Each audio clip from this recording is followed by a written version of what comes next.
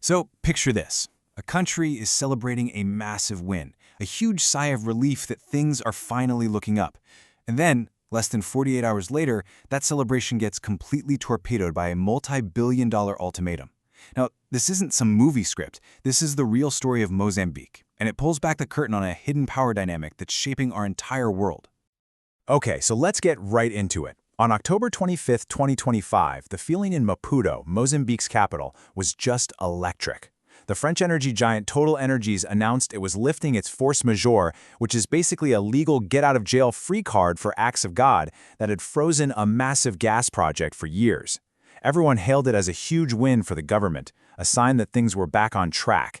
But that feeling lasted for, well, less than 2 days. Because on October 27th, a letter from TotalEnergies CEO landed like a bombshell. The price for getting back to work?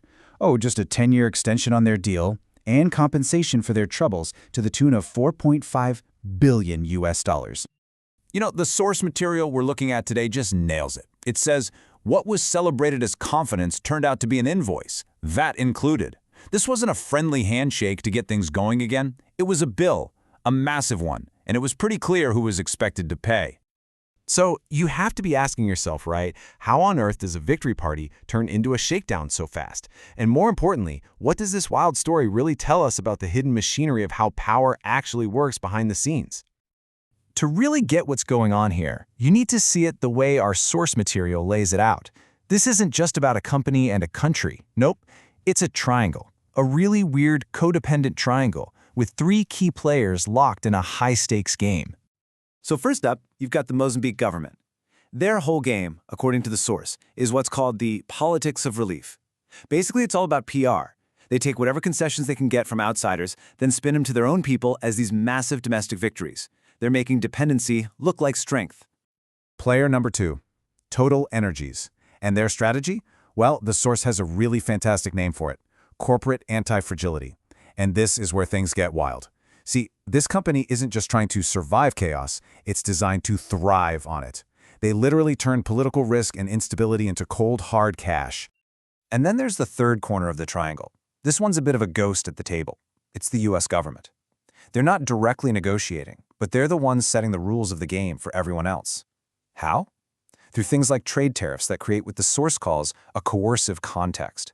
It basically squeezes countries like Mozambique, which, you guessed it, gives companies like TotalEnergies even more leverage. Okay, we have to talk more about this anti-fragility idea, because it's the key to the whole thing. The concept basically means that whatever doesn't kill you makes you stronger. For a company like TotalEnergies, the messier things get in Mozambique, more uncertainty, more risk, the better it is for them. It gives them the leverage to demand more money, more guarantees. The crisis isn't a problem for their business model. The crisis is the business model. So here's the kicker. This whole situation, it's not an accident. It's not just a string of bad luck.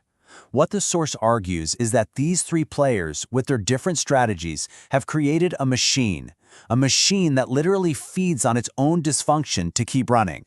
Which leads to the big mystery, right? If this whole system is so messed up, so dysfunctional, why doesn't it just fall apart? How is it possible that it not only survives, but it actually seems to get stronger over time? Well, the answer our source gives is a really powerful one. It's a concept called functional underdevelopment. Now, this doesn't mean nothing is happening. It means what is happening is a simulation, a parody of progress. It's a system where the people in charge don't fix problems. They figure out how to make money off of them. The crisis isn't the thing they're trying to solve. The crisis is how they run the place. And this machine, it runs on 3 simple and pretty brutal rules. Rule 1, never admit a mistake. Just call your failures diplomatic victories. Rule 2, never learn anything. Just keep making the same bad decisions, but give them a new fancy slogan. And Rule 3, the most important one, the people at the top have absolutely no skin in the game. They get all the rewards, and the public, they get stuck with all the risk and all the costs.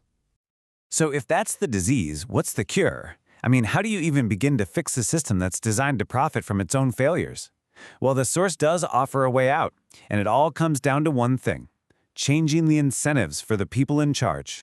The idea zeroes in on Mozambique's sovereign wealth fund. Right now, the source calls it an ornamental fund. Think of it like a fancy vase in a lobby. It looks great, but you can't touch it, you can't use it. The proposal? Turn it into a sovereign risk fund. So now it's not a vase, it's an insurance policy.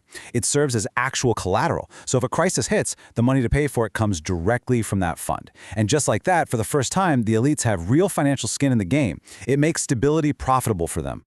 So why does any of this matter to you? Look, this whole story, this crazy 48-hour whirlwind in Mozambique, it's more than just one story. It's a blueprint. It's a map that helps you understand the bizarre logic you see in headlines all over the world where things just seem to stay broken on purpose. There's a line in the source material that just sums it all up perfectly. Underdevelopment is not the opposite of development, it is its functional parity. Think about that for a second. The system isn't broken. Oh no, it's working exactly as designed, just not for everybody. It's a performance, a simulation, all to keep a dysfunctional but very profitable system exactly where it is. And that's what I want to leave you with. When you're dealing with a system that actually thrives on its own failures, a game where the rules themselves are the problem, what does it really take to change those rules? It's a huge question, and it's not just about Mozambique. It's about, well, pretty much everything.